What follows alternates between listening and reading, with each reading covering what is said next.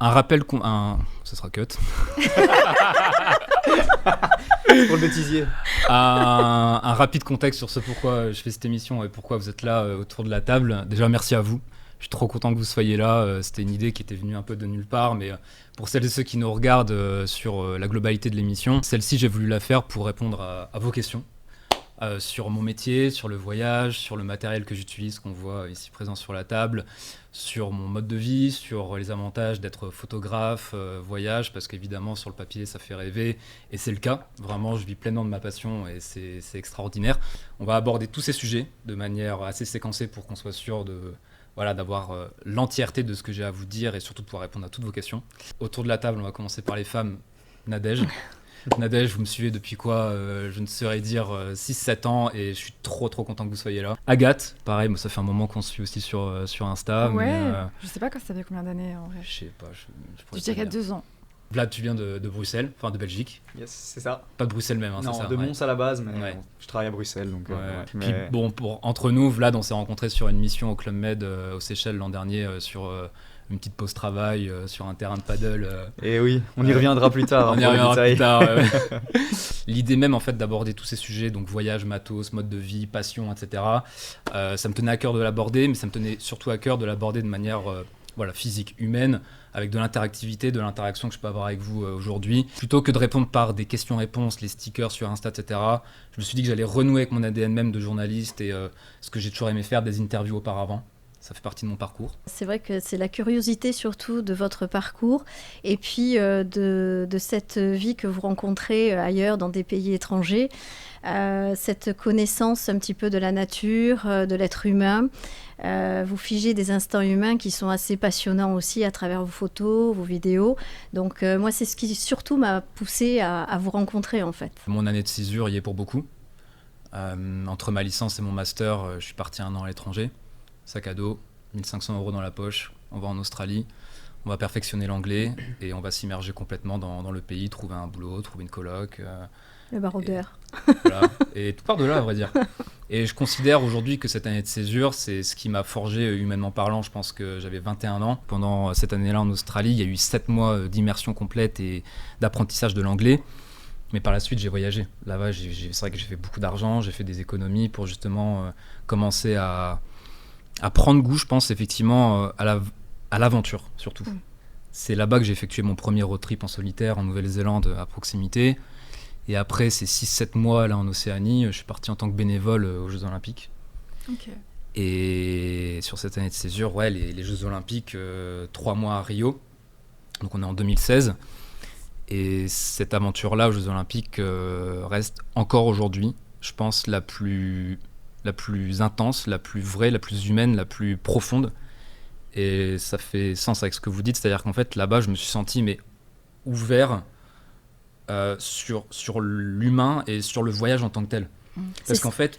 C'est ce qui vous a donné goût à vouloir poursuivre, en fait, à connaître j'ose dire, le monde entier, quoi. De voyager autant et complètement. En fait, on y prend goût. C'est addictif. C'est-à-dire qu'à un moment donné, et surtout pendant les Jeux Olympiques, une ville mondiale et cosmopolite comme Rio qui accueille le monde entier, et je souhaite la même chose pour Paris en 2024, là je souhaite qu'il y ait vraiment cette ferveur-là, vraiment du plus profond de mon cœur.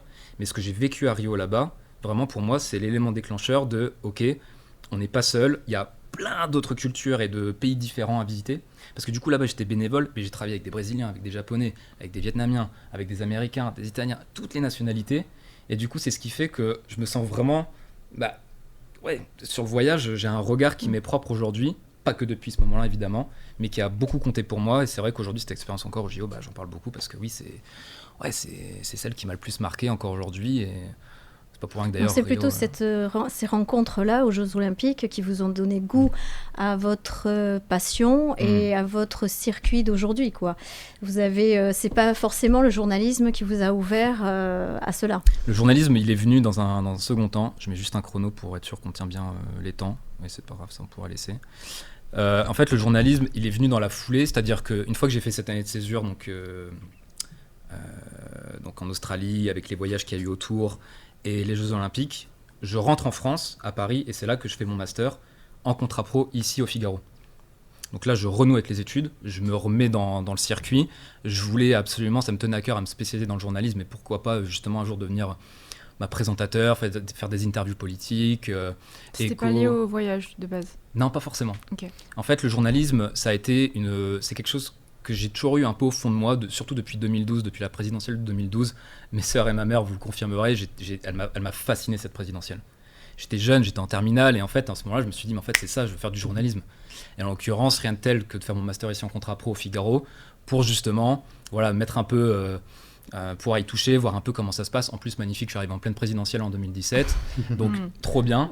Mais en parallèle de ça, c'est vrai que j'avais quand même des vacances, des congés, et donc le voyage, je l'ai toujours alimenté en parallèle de ce contrat pro ici au Figaro. Bon. Et oui, après, sur ces voyages-là, je commençais déjà à faire de la photo, parce que c'est vrai mais que... en passion. Ouais. Plus en hobby, effectivement. En hobby, C'est à quel moment que ça a vraiment commencé, cette passion pour la photographie? C'était pendant ta césure ou c'était après? La photo part vraiment sur l'après-Figaro. Je termine mon master. Et là, je pars au Club Med, une offre à Punta Cana, en tant que community manager et créateur de contenu. Okay. Là, c'est le métier un peu de créateur de contenu qui commence un peu à émerger. Tu vois, on est en 2018. Et je sens que... Tu vois, c'est le shift un peu Instagram. C'est ça part à ce moment-là. Mais tu avais le master adéquat pour postuler à Voilà, c'est ça. En fait, ils avaient besoin d'un... Mais c'était pas connu encore comme métier, c'était pas envié. Voilà, exact. Ils avaient besoin d'un profil édito, ils avaient besoin d'un profil qui sait raconter des histoires, qui au-delà d'avoir... parce que j'ai commencé déjà à avoir un Instagram plus ou moins étoffé, donc ils voyaient que je savais prendre des photos de base, de mes voyages, etc. Mais en plus de ça, j'avais effectivement l'aspect édito à ajouter en plus. Donc nickel, je postule. Et là, je suis parti 6 mois à Punta Cana en tant que créateur de contenu, donc au Club Med. J'ai vécu sur place pendant 6 mois. Et c'est là-bas qu'on m'a mis un drone pour la première fois dans mes mains. Okay. Et donc tu vois, là je suis là, je me dis, en fait, là je commence à développer une créativité qui était certainement enfouie en moi, mais qui s'est développée sur le terrain.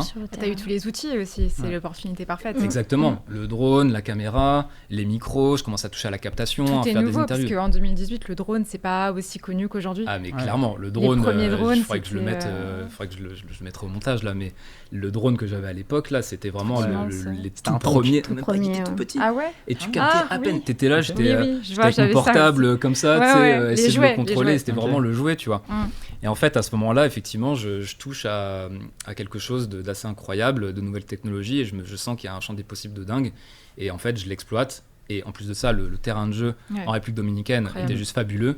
Et c'est là où non seulement je commence à avoir un œil un peu plus aiguisé, je dirais pas artistique, parce que pour le coup, ça c'est vraiment venu plus tard. Cette patte-là que j'ai aujourd'hui, elle a pris des années à venir. En fait, j'avais juste un peu le contexte et les règles de base sur la photo. Comment gérer tes réglages et comment cadrer, comment composer une image, tu vois. Ça, t'as appris tout seul en autodidacte. Ouais, voilà, c'est en autodidacte. Et à ce moment-là, du coup, quand je fais ce métier, c'est là où je commence à vraiment regarder énormément d'heures de tutos YouTube, les inspi, des photographes américains, australiens, français pour certains. Et là, je peux te dire que j'en ai consommé des heures et des heures de YouTube. Vraiment, ça occupait mes soirées. C'est la meilleure école. Mais c'est la meilleure école. Quel est l'objectif, ton objectif réellement, vers quoi tu veux aller, vers l'avenir, c'est quoi? Tu as une clientèle ciblée dans ton esprit, quel est vraiment ton objectif? Ouais, tu veux aboutir à quoi? Qu'est-ce que tu fais de ta vie en fait? Regarde, je sais pas.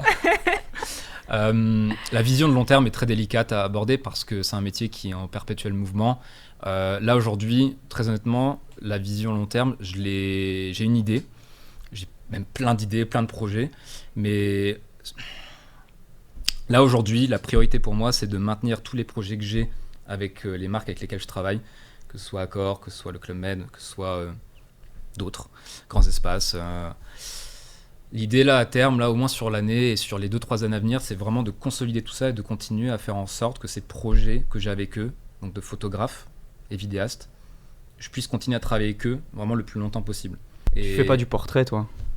De plus en plus. T'en fais de plus en plus? Avant j'étais trop timide, je sais pas en faire. Ok. Ouais, je sais pas pourquoi. C'est dur à commencer le portrait. Je te jure. T'as vraiment cette relation d'intimité avec la personne. Parce que de base, quand tu parles à quelqu'un, t'as quand même une distance. Et quand tu fais du portrait, t'es obligé de te rapprocher de la personne. Et la personne, tu la connais pas de base. Ouais. Et du coup, je comprends. C'est important pour toi le contact avec la personne parce que quand on regarde l'ensemble des vidéos, des photos, on sent que les paysages ne suffisent plus au bout d'un certain temps. On a l'impression que tu as besoin de figer un instant humain. Donc c'est ce qu'on ressent. Et je pense que vous pouvez le sentir davantage là depuis, je dirais, peut-être 1 an. J'essaie d'en faire plus parce que, je sais pas, il y avait cette timidité, effectivement. Pourtant, je suis quelqu'un... Un truc tout bête. L'an dernier, quand je suis parti voir ce volcan là, j'ai fait cette rando avec un Anglais. Et sur le chemin, un Anglais de 70 ans, le gars, une forme, une patate. On attendait qu'une chose, c'était que le volcan il rentre en éruption pour aller faire la rando et y aller. Bref, c'est pas le sujet. Ou peut-être après, j'en sais rien. Bref. On marche, et sur notre passage, ou plutôt sur le retour après le volcan, on croisait plein de personnes sur notre retour. Et il me pose une question en anglais, et il me dit est-ce que t'es un people watcher ? En mode, est-ce que, traduction, est-ce que tu regardes les gens ? Vraiment des mots qui existent qu'en anglais. Exactement. C'est ça, Are you a l'expression, elle est people bizarre. watcher ? Limite, ça fait un peu glauque, tu sais. Ah Est-ce que tu ouais. watches, est-ce que t'es là, tu sais, tu observes les gens. Bon, oui, je le suis. Dans le métro, je regarde tout le monde. Autour de moi, dans la rue, je regarde tout le monde. Quand je voyage autour de moi, je regarde tout le monde. Vraiment, Mais c'est parce que t'es photographe aussi. je sais pas, parce Je que- pense on capte Ah ouais, le je pense, détail pour oui. voir si on peut photographier quelque chose ou retenir quelque chose. Honnêtement, je sais Je pas. pense que c'est la curiosité Ouais, de... S'inspirer oui, aussi des ouais. gens. Je pense que par ton métier de photographe, tu te forces. Enfin, c'est pas que tu te forces, c'est plus naturel, mais en fait, tu regardes plus les choses intensément et tu te plonges plus dans l'univers pour capter les détails et voir la beauté qu'il peut y avoir. Ouais, Parce qu'au final, la certainement, beauté, elle ouais. est partout, mais Oui. ton œil de photographe. Je pense qu'aujourd'hui, ça joue peut-être davantage, effectivement. Mais avant, je sais pas, j'ai toujours cette tendance aussi, je sais pas, à regarder les gens. Très sincèrement, avant même T'as du toujours coup été de... curieux. Ouais. Vraiment, C'est la passion qui fait ça aussi, Ouais, je pense. peut-être le On côté a- humain. Peut-être que ouais. tu on a savais envie pas de- au début que t'aimais. Il y a ce quelque chose contact qui humain, attire et etc. on a envie de connaître, on a Ouais. envie de toucher, Ouais, on est voilà, on a intrigué, envie que ça devienne concret. Il y a des choses comme ça. Donc, Exact. les gens passionnés, souvent, Et puis en ont voyage cette aussi, en réaction-là. voyage, tout est nouveau, tout Bien sûr. est dépaysant, tu sors de ta zone de confort. Ah, mais complètement. Donc, C'est vrai que pour le coup, là, si on veut parler portrait humain, moi, Rio, c'est typiquement la ville moi, qui m'inspire le plus, justement, Mais humainement parlant. D'ailleurs, est-ce c'est que marrant, t'avais je passe au bon moment. Là. plus de facilité à prendre des portraits à l'étranger qu'en France ou pas? Ouais, il y a un peu ce paradoxe où j'ai Parce plus qu'il y a cette une aisance. barrière. Enfin, moi, je sais que ça m'a fait ça au Vietnam, où Ouais. du coup, je fais du portrait de base à Paris. Ouais, toi, t'as toujours fait, toi. Enfin, J'en ai pas toujours fait, mais j'en Ouais. fais souvent. Ouais. Mais en fait, au Vietnam, j'avais vraiment ce truc de me dire, en fait, je vois des gens dans la rue et ils font quelque chose qui m'intéresse. Et Ouais. je vais leur demander de prendre une photo. Mm. Et je vais pas hésiter, parce Ah, qu'en mais fait, j'ai envie clairement, de capturer ce t'as moment raison. et j'ai envie Ouais, de ouais. l'immortaliser. Et du coup, je vais y aller. Et alors qu'à Paris, il y en a forcément des scènes que j'ai envie d'immortaliser, mais j'y vais pas. C'est Oui, quoi parce C'est que- plus le côté expression que vous recherchez? Peut-être Émotion. l'authenticité aussi. Émotion. Ouais, émotion. Ah, voilà. Émotion, et Mm. puis je pense que l'émotion dans un contexte de voyage où tout est différent. Au Vietnam, moi, j'étais dépaysée par tout ce qu'il y avait, tous les paysages, la culture, les gens. Et du coup, le fait d'immortaliser cette personne, je m'étais dit, mais je veux l'immortaliser, je ne pars pas tant que je ne l'ai pas immortalisé. En fait. ouais. Il y a des attentes aussi quand on choisit un pays. Il y a Ouais. des attentes. Est-ce qu'on n'est pas déçu On peut l'être aussi. Ouais, clairement. Donc ça a un impact, je Tu as pense. toujours des attentes quand tu voyages ou pas? Ou tu te laisses surprendre? J'ai des attentes, mais je me laisse surtout transporter en fait une fois sur place. Parfois mes attentes n'ont rien à voir avec ce que j'ai vécu et avec ce que j'ai créé. Parfois c'est beaucoup mieux, parfois c'est pas ce que j'espérais. Je me laisse vraiment transporter par le feeling, par le flow que j'ai Tu vraiment. prépares le voyage ou non? Tu prépares peut-être le début et puis après tu te Si, laisses porter. parce que pour le coup, concrètement, les clients avec lesquels je travaille, ils ont des attentes sur une destination. Par exemple, Budapest, je savais qu'il y avait tel endroit, qu'il fallait que je photographie, que je filme. Ça fait partie intégrante de la ville, ce sont des incontournables. Et pour le rendu final, enfin pour le produit que j'ai alors partagé par la suite, évidemment, faut que j'y aille. Donc oui, je prépare ça. Et comment je prépare ça? Vous me connaissez, moi c'est très tôt le matin, j'arrive sur place, il n'y a personne, c'est 5-6 heures du matin, c'est les premières lueurs du jour. J'ai la place que pour moi. Milan, c'était pareil il y a quelques semaines là. Bon. Après, je pense qu'il y a des paysages qui méritent d'avoir La foule. aucune personne. Ah. Il faut que ce soit la dans le nature sens inverse, oui, dans le qui sens inverse. fasse... voilà. Ça va dans les Tout deux le sens. contraire, au Brésil, c'est plutôt la Exactement. personne. Tout à fait. Alors Ouais, qu'on exactement. va aller Brésil, sur une effectivement. île ou en Asie où on Bah, peut Paris capter vide, l'image, le paysage. Ouais. Ouais, Donc il y a des pays qui sont s'y prêtent et totalement d'autres. différents. Ouais, On complètement. les exploite différemment. c'est clair. Donc, Il y a un point que je voulais aborder, le temps passe, et ça c'est quelque chose que... C'est vraiment une question qui est revenue très régulièrement dans dans mes messages privés sur Insta, c'est la transition professionnelle que j'ai pu... Je vais poser la question. Ouais. je voulais y venir, mais tu es venu tout seul. Mais moi, la question, c'était de savoir à quel moment est-ce que toi, tu as réussi à passer de ton CDI cadre professionnel à te dire, voilà, maintenant, je me lance dans la photo, j'essaye d'en faire mon métier. La freelance. Voilà, le freelance, c'est quelque chose, parce qu'on en parlait tout à l'heure avec Agathe, c'est quelque chose qui peut faire peur parfois. Il faut savoir ou pas quitter son job, mais se lancer dans l'inconnu. Et toi, à quel moment est-ce que tu as réussi à faire le pas? Qu'est-ce qui t'a permis de le faire? Est-ce que tu as eu une proposition alléchante peut-être, ou on parlait du Club Med l'autre fois, peut-être que le Club Med t'a fait une proposition, je sais pas. À quel moment est-ce que toi, tu as pu te dire, voilà, je peux le faire, je peux me permettre de le faire, et je le fais? Disons que ça s'est fait de manière transitoire et intelligente. Au bout d'1 an et demi à l'équipe, j'ai commencé à me dire qu'en parallèle, sur mon temps libre, parce que j'avais cet avantage-là, en travaillant à l'équipe, en travaillant dans l'actu, d'avoir des journées libres en semaine. Parfois, j'étais off le mardi et le mercredi, je travaille le week-end, mais je suis en semaine et je me dis, mon mercredi, j'ai envie de l'exploiter et de faire autre chose. Et c'est là où je crée un statut d'auto-entrepreneur. Oui, clairement. Voilà, c'est ça. Pour commencer en fait à faire du consulting en parallèle, du consulting social media. Même toi, pas quand encore. tu t'ennuies, tu crées une entreprise. Ouais, voilà. Où je fais une émission. Normal. Où tu vas shooter des bouquetins. Je vais jeter des bouquetins plus tard.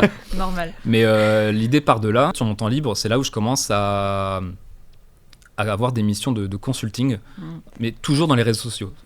Pour l'instant, on n'est même pas encore sur la photo. Mais je commence à travailler en plus que ce que je fais à l'équipe. Mais pourquoi je le fais? Parce que j'avais besoin de me stimuler par autre chose. Là, je me dis, en fait, je vais commencer à me faire de l'argent. Ouais. En fait, j'ai doublé, voire triplé mon salaire en faisant ça. J'ai pu investir sur ce que vous pouvez voir sur la table. J'ai commencé à faire grossir la cagnotte pour me dire qu'à un moment donné, je vais pouvoir commencer à investir dans du matos et commencer justement à effectuer ou à démarcher des marques pour commencer à faire un peu plus de photos. Pour que vraiment ce que je faisais juste en hobby, je puisse commencer à le professionnaliser. Et d'une manière ou d'une autre, après 1 an de consulting, etc., j'ai commencé à avoir de plus en plus de projets, mais pour le coup, terrain. Non seulement avec le Club Med, mais également avec Accor. Mais il ne s'agit pas de tout quitter du jour au lendemain. C'est de le faire juste intelligemment. Tu gardes ton taf, tu assures une sécurité financière, et dans le même temps, sur ton temps libre, tu exploites ta passion à fond. Et tu lâches rien. De toute façon, tu lâcheras rien si c'est ta passion. Ouais, c'est clair. En tant que tel, à un moment donné, tu comptes pas les heures. Et naturellement, une fois que tu as commencé à avoir des démarches un peu plus commerciales, à essayer de faire en sorte, je le souhaite à n'importe quelle personne, que ça puisse aller plus loin, tu sens que tu peux lâcher ton CDI pour en fait à un moment donné en vivre à temps plein. Mais c'est extrêmement important et j'insiste parce que sinon les années passent, le temps passe trop vite, on se réveille à je ne sais quel âge et on se dit ouais je passe à côté de ça, j'avais encore une liberté de dingue de pouvoir le faire. Estelle, Jules, bienvenue. Merci Valentin. Je suis très content que vous soyez là, merci beaucoup. Tous les deux, vous venez de Paris, c'est ça? C'est ça. Exactement. Ouais. Oui. Très bien. J'ai juste l'impression qu'on a survolé la première partie avec Agathe et Vlad. Je me suis demandé là en voyant le retour vidéo, c'est quoi finalement le déclic, quoi, le truc où tu t'es dit là faut que je stoppe tout et que je me mette à mon compte. Plusieurs points. Le premier, c'est le sentiment d'avoir voulu m'accomplir personnellement en tant que photographe et d'en vivre vraiment à 100% avec tous les risques que ça pouvait comprendre. Sauf que j'avais une garantie financière déjà avec les clients que j'avais. C'est-à-dire que quand j'étais à l'équipe, mais que je travaillais aussi pour le Club Med et Accor, et même aussi un peu le Figaro Voyage en tant que consultant, j'avais une garantie financière qui m'a conforté dans l'idée de me dire « Mec, là, les planètes s'alignent, go ». Je tiens à préciser quand même que ce que je faisais à l'équipe et au Figaro, etc., dans ma vie, j'ai toujours aimé ce que je faisais professionnellement, genre vraiment. Et en plus de ça, à chaque fois que les bonnes personnes, les bons médias, les bonnes marques, etc. Le journalisme, c'est vraiment un truc que j'adorais faire et que j'adore toujours faire. La preuve en est aujourd'hui. Je suis content qu'on puisse aborder ça de cette manière-là. Mais à un moment donné, la créativité, le terrain, le voyage commençaient vraiment à m'appeler de plus en plus. Et avec la garantie financière, donc de me dire j'ai le Club Med, Accor et le Figaro Voyage en tant que client, vas-y. Là, tu lâches ton CDI, tu passes en free. Alors, c'est là où tu te dis j'ai ces clients-là, mais pour combien de temps ? Parce que c'est des contrats que tu signes ponctuellement, avec des grosses sommes pour certaines qui te permettent d'avoir une certaine visibilité sur 2-3 mois, mais j'avais pas de contrat. Mais du coup, je le sentais juste comme ça. À un moment donné, tu vois, quand ça te parle ici, tu te dis à un moment donné, le switch il se fait, Et là, encore une fois, ce que j'expliquais tout à l'heure, et c'est là où c'est intéressant, juste de le faire vraiment intelligemment. Aujourd'hui, avec du recul, c'est quoi la période passée? Ça a été un soulagement, ça a été un vide de partir, ou plutôt un contentement, une liberté? Les deux. Les deux, parce qu'aujourd'hui, je me sens vraiment épanoui et content et fier d'avoir réalisé ce que j'ai fait. Sur toutes mes expériences passées, qu'on a survolées, mais tant pis, c'est pas grave. La fierté, très content aujourd'hui d'en être là. Zéro regret, absolument aucun. Soulagé, non. Parce qu'au final, ça reste un statut avec des inconvénients. On ne sait pas de quoi l'avenir est fait. J'ai pas de visibilité là, à l'heure où je vous parle à 3-4 mois. Je sais qu'il y en aura, du moins je l'espère. Je fais tout pour. Il y a du temps le soir chez toi, en fait, tu es dans le démarchage, tu es dans les relances, tu es en train de te projeter.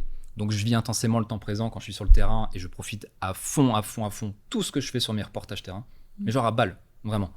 Mais dans le même temps, je suis obligé d'anticiper et de penser à préparer aussi un peu le terrain pendant 3-4 mois et pas de me retrouver en fait à poil, sans rien.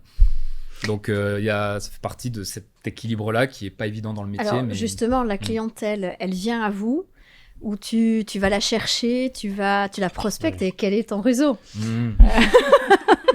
Si la question se pose. Ouais. Du coup, là, on peut vite faire le lien, parce que le réseau, il s'est fait naturellement avec évidemment toutes ces expériences que j'ai pu avoir ici au Figaro, le Club Med, qui au final, ces expériences passées, aujourd'hui, sont mes clients. Donc ça, c'est du réseau intelligemment entretenu avec des personnes, vraiment, encore une fois, que j'adore et qui je suis trop content de travailler. Mais je peux pas me contenter que de ça, je peux rien prendre pour acquis, c'est-à-dire que du jour au lendemain, je sais pas, perte de budget de n'importe quel de mes clients, il faut que je puisse avoir quelque chose en backup. Donc les clients l'an dernier sont beaucoup venus à moi. Il y avait un peu, je pense, cet entrain, l'engouement de... Voilà, ils se lancent. La nouveauté. La nouveauté. Ouais. Je pense que les marques en raffolent aussi. C'est aussi important justement d'entretenir cette créativité et de pas tomber dans ce qu'on a trop l'habitude de faire. Du coup, ils te trouvaient par quel canal, ces clients qui débarquent Au début, tout mon réseau, encore une fois, je l'ai créé de toutes parts. Franchement, je connaissais personne dans le journalisme, je connaissais personne au Club Med, etc. Tout ça, ça a été LinkedIn, Twitter, quand j'avais 21 ans pendant mes études. Et j'ai envoyé plein de messages à des rédacteurs en chef, des directeurs de chaîne, des responsables RH, jusqu'à ce qu'en fait, on m'ouvre une porte. C'est ça le réseau aussi, faut l'entretenir, c'est extrêmement important. Encore une fois, de manière saine, j'ai jamais rien forcé dans ma vie non plus. Je laisse les choses se faire naturellement, mais juste en essayant de créer un peu de matière dans ma main, tu vois, de provoquer un peu la chance. Ouais. En espérant qu'à terme, ça puisse m'emmener quelque part. Aboutir à quelque chose. Ouais, voilà, c'est ça. Rien ne tombe du ciel. Enfin, à un moment donné, je vais pas attendre comme ça dans mon lit jusqu'à ce que, voilà, je suis un rêveur de fou, hein, pourtant. Vraiment, crois-moi, je rêve. Hein. Musique, Dune, Hans Zimmer à fond. Vraiment, je m'imagine les plus gros rêves de ma vie. Encore aujourd'hui, je rêve encore, tu vois. Voilà, donc à un moment donné, c'est juste prendre les choses en main. On voit le Groenland derrière moi. Ça, pour le coup, c'est ce que je préfère. Évidemment, c'est ce qui me transcende le plus. Et encore aujourd'hui, je le dis, cette expédition au Groenland avec Grands Espaces l'an dernier. Grands Espaces, c'est le nom de la compagnie qui effectue ces expéditions. Donc 2 semaines d'expédition au Groenland des plus sauvages.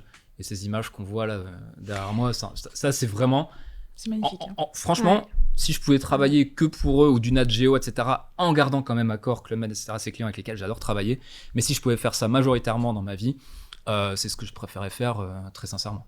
Et alors, non, je t'en prie. Je voulais te demander justement, peut-être pour aborder une partie un peu plus matos pour le coup, comment tu fais quand tu vas dans des destinations comme ça, qui sont réputées pour leur climat assez extrême?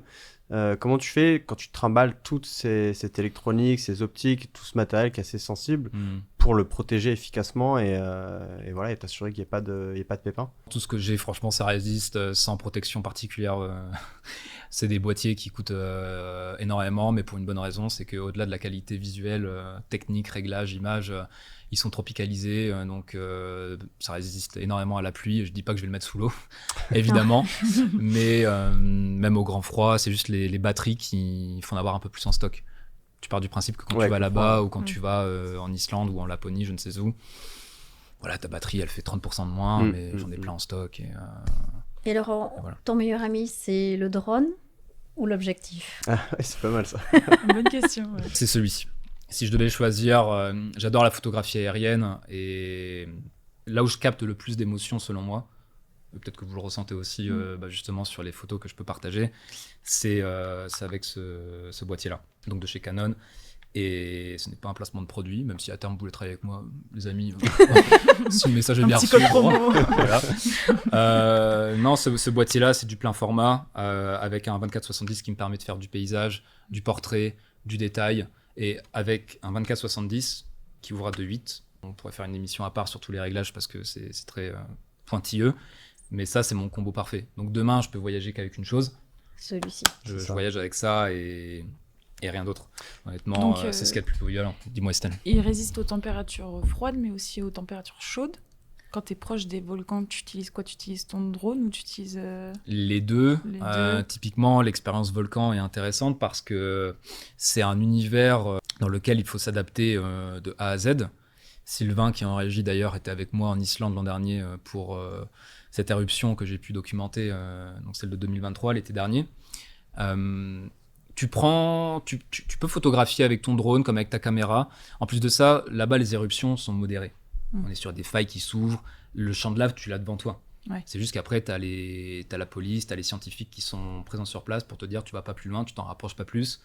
Et donc là, le champ de lave, tu l'as sous tes yeux. Ça, typiquement, ça faisait largement l'affaire pour pouvoir photographier le champ de lave de vraiment proche. Je sentais la chaleur sur moi. Oui, c'est ça. Vraiment. Ouais. Après, encore une fois, il y a des distances de sécurité qui sont imposées, donc pas de problème. Le drone, je le fais voler à une altitude conséquente pour que les capteurs qui sont en dessous de celui-ci ne crament pas par la chaleur. Ça va jusqu'à quel niveau, quelle hauteur exactement ce type? Parce qu'il y en a des plus gros que d'autres. Donc, ça peut aller très haut. Hein. Ils ont des statistiques et des portées complètement hallucinantes, mais qui sont même indécentes. Enfin, je veux dire, ça peut aller jusqu'à 10 km ce drone. Mais jamais de la vie, je l'envoie aussi loin. Donc en fait, il y a des normes à respecter, il y a des règles selon les pays. Là, en l'occurrence, en Islande, c'est limité à 120 mètres, donc je peux pas aller au-delà de 120 mètres. Je pense à ça aussi, ça c'est un filtre polarisant que je mets beaucoup sur ma caméra. Ouais.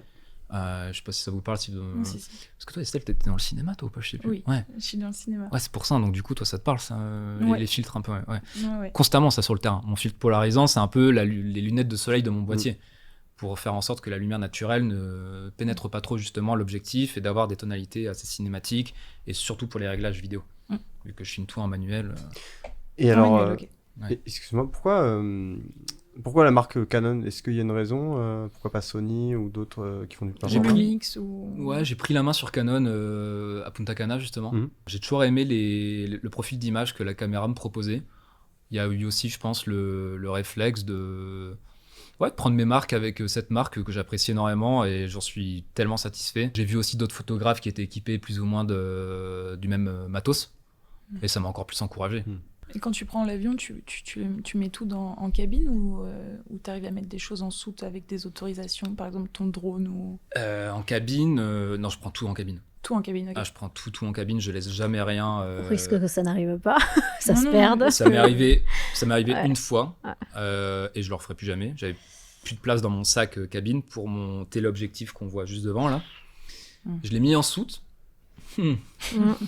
Les amis, comment vous dire, c'était sur une mission Sénégal-Bénin l'an dernier avec le Club Med et j'ouvre ma valise et j'entends des bruits de sable. Je me dis qu'est-ce qui se passe? J'entends des bouts, etc. Je l'avais bien stabilisé, enfin en tout cas je pensais l'avoir bien entouré pour éviter. Ouais, en fait non, pas du tout. La lentille elle a pété.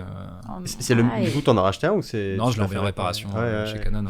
Donc je l'ai fait une fois et je le referai plus jamais. Quelle est la différence entre les deux? C'est une question de zoom, une question de puissance, une question de... En gros, c'est pas forcément de puissance, mais surtout de portée. Celui-ci là-bas, le téléobjectif te permet de rester vraiment à bonne distance de ton sujet. Et donc pour de l'animalier, c'est parfait. Typiquement un ours polaire au Groenland ou... Donc l'ours polaire a été pris avec celui-ci. Ou l'oiseau que t'as pris. Alors pas celui-ci, j'ai pas tout pris. J'ai un 100... Ah ouais. Ça c'est au 70-200. C'était très joli aussi. Non, l'ours polaire pour le coup, j'ai un 100-500 mm que j'ai pas pris avec moi parce que pour le coup c'est un gros bazar et vraiment c'est encore plus encombrant, mais qui pour le coup là je pouvais le photographier à 70 mètres, même 100. Voilà, il y a certains sujets où on est obligé de s'équiper de ces gros objectifs là pour Voilà, effectivement, un ours polaire. Ouais, t'as pas trop envie de t'approcher Non. de super près. Aussi mignon soit-il, un coup de loin, patte, quoi. un coup de patte et merci, au revoir. tu vois. Ciao. Estelle, est-ce qu'il y a des points que tu voulais aborder particulièrement? Non, le poids. Des points, des Ouais. points. Non, le Ah, poids. le Le poids, poids, Autant le pour poids, moi. les poids. Non, le poids des objectifs, c'est pas trop. Enfin, quand tu. Ah fais bah c'est physique, hein. des randos et sur le... tout. Ah ouais, sur le dos, ça y va. Hein. Et alors justement, quand t'es comme ça en rando, parce que perso, enfin je l'ai déjà fait avec du matos photo et c'est extrêmement éprouvant. C'est quoi ta philosophie? Est-ce que t'es vraiment... comment tu calcules tes shots? Est-ce que c'est vraiment dès qu'il y a un truc qui pop et qui retient ton intérêt? Ou est-ce que tu times un peu? Tu te dis, bon là je marche 30 minutes et je me pose pour attendre et voir si je peux shooter quelque chose. Comment tu t'organises en fait? Au feeling, je suis toujours équipé de mon 24-70, il est toujours avec Ouais. moi. Et quand je sens qu'il y a de l'activité autour de moi ou quand je sens que j'ai besoin de sortir mon 70-200, il est toujours dans mon sac. Mais clairement, avec moi, j'ai toujours mon 24-70. C'est vraiment le main one que je garde toujours à portée de main. Le drone, l'air de rien, je le sors pas tant que ça, contrairement à ce qu'on pourrait penser. C'est vrai que, en fait, ce que vous voyez en drone, typiquement, c'est... bon, là, on est dans un avion, mais... en Nouvelle-Zélande.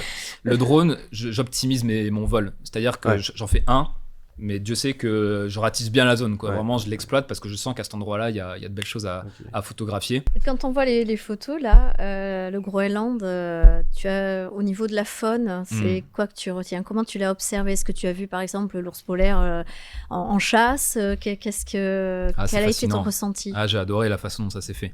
Je suis entouré de passionnés, de guides et du commandant qui guette constamment dans un petit navire de 70 places.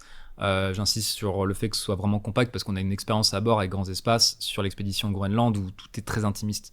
On est vraiment connecté avec les guides, ils sont constamment là, on apprend plein de choses et ils sont constamment en veille et également tout le monde en fait s'y met. On est tous avec nos jumelles sur les heures de navigation, on regarde ce qu'il y a autour de nous. Et en l'occurrence, les ours polaires, on les a vus comme ça à la jumelle, on les a vus au loin et on s'en rapproche avec le plus grand des respects, avec une certaine distance pour ne pas le déranger parce qu'ils sont en train de chasser. Et donc, c'est là où c'est pour n'importe quelle personne amoureux de la nature et qui plus est d'une faune si sauvage, une fois qu'on a ça sous ses propres yeux, à titre personnel, ça m'a ému énormément. C'est-à-dire que sur le coup, il y a l'excitation.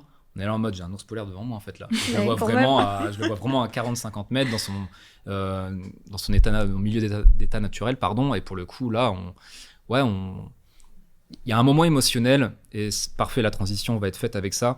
On va terminer les 15 dernières minutes avec cette partie, les plus et les moins de mon métier. La partie émotionnelle dans mon taf joue énormément.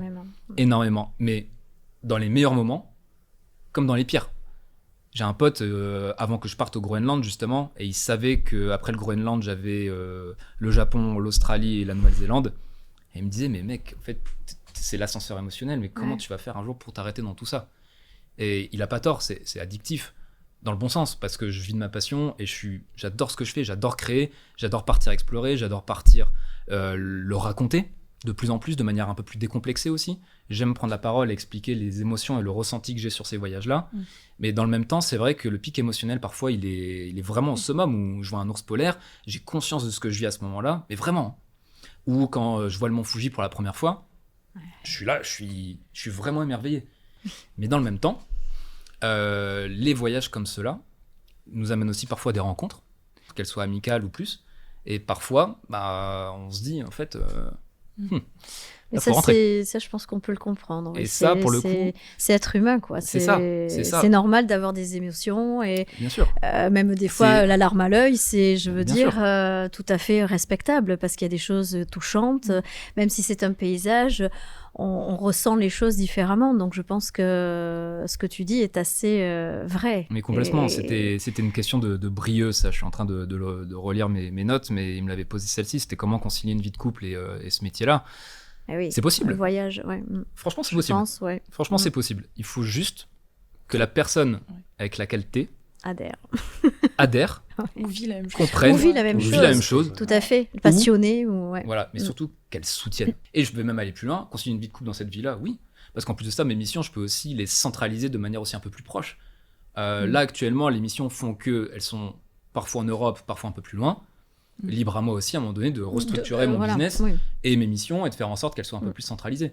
Donc voilà, il y a un aspect émotionnel qu'il faut vraiment prendre en compte parce que parfois, Typiquement Rio où j'étais là il y a encore quelques semaines au carnaval, les amis, là, On l'a bien ressenti dans les messages. Là, faut c'est comprendre. quelque chose J'ai de... pas assez parlé du Brésil et vraiment, je vais en parler, mais avec mes tripes. Le Brésil, c'est le pays, c'est un second pays pour moi. Je vais vous dire pourquoi.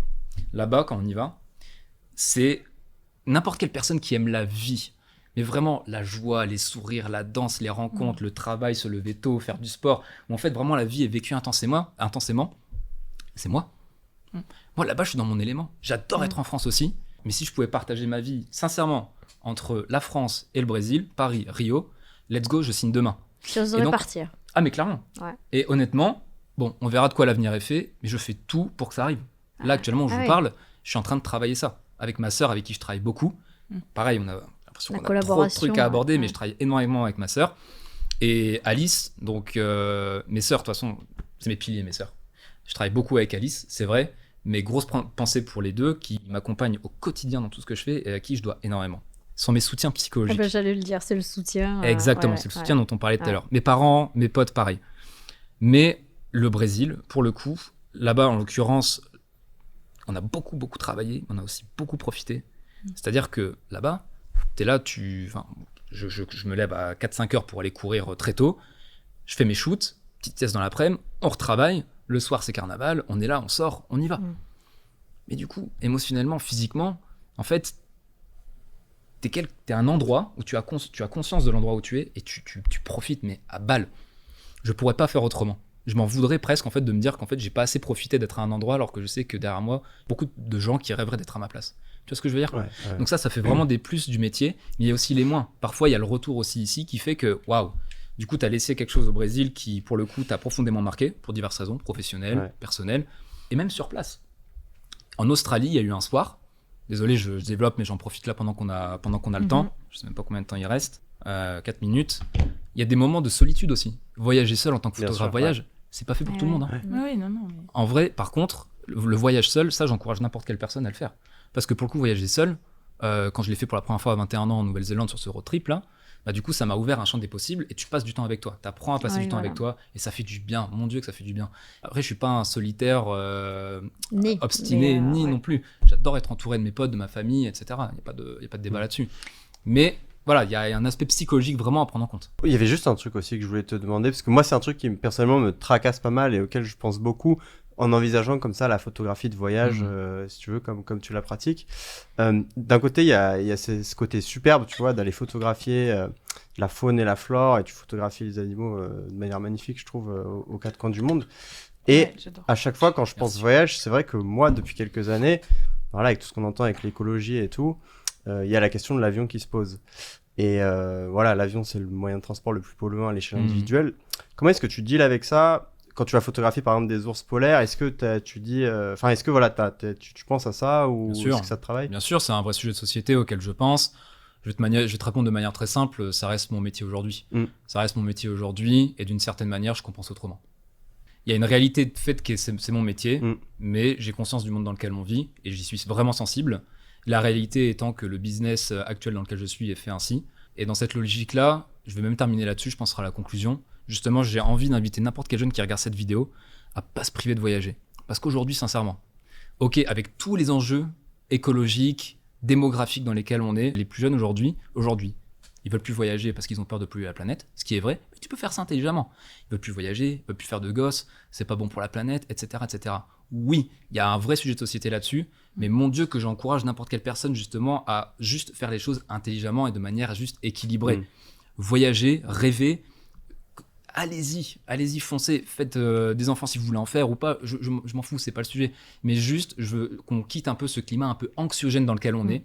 Et vu qu'on parle voyage en l'occurrence là-dessus, continuez de voyager, rêvez, allez-y à fond. Et j'ai l'impression qu'on a survolé trop de trucs, j'en suis désolé, j'ai l'impression que c'est parti dans tous les sens. Faut doubler la durée là. Il y avait des questions sur les voyages quand même. Hein. Ouais, il y avait des questions sur les voyages, mais en fait je me rends compte que chaque partie, que ce soit en fait mon parcours, ce que j'ai pu faire avant, la transition pro, voyage matos, pareil. Et les plus et les moins de mon métier, pareil, que j'ai eu l'impression de survoler, mais j'ai l'impression d'avoir dit quand même l'essentiel, du moins je l'espère. Que vous dire de plus, sinon, merci beaucoup d'être venu. Vraiment, ça me merci à toi pour l'invitation. Énormément. Merci, On embrasse et celle qui est déjà autour de la table, Agathe et Vlad qui sont derrière dans le salon. On attend les nudes de Vlad. On attend les nudes de Vlad. Moi j'ai noté. Donc vraiment, merci à vous d'être venus, en plus ça de Bordeaux, de la Belgique pour Vlad, enfin franchement trop bien. Et voilà. Et puis bravo pour ton travail aussi. Ouais. Merci. Qui est très beau. Ouais. Et de partager ça autour de la table comme ça. C'est surtout ça, de le partager de manière aussi forte. Merci beaucoup, j'espère qu'on renouvellera cette idée, cette émission, que ce soit avec vous ou avec d'autres, ou justement plus de mon tour de la table. Merci beaucoup. Merci.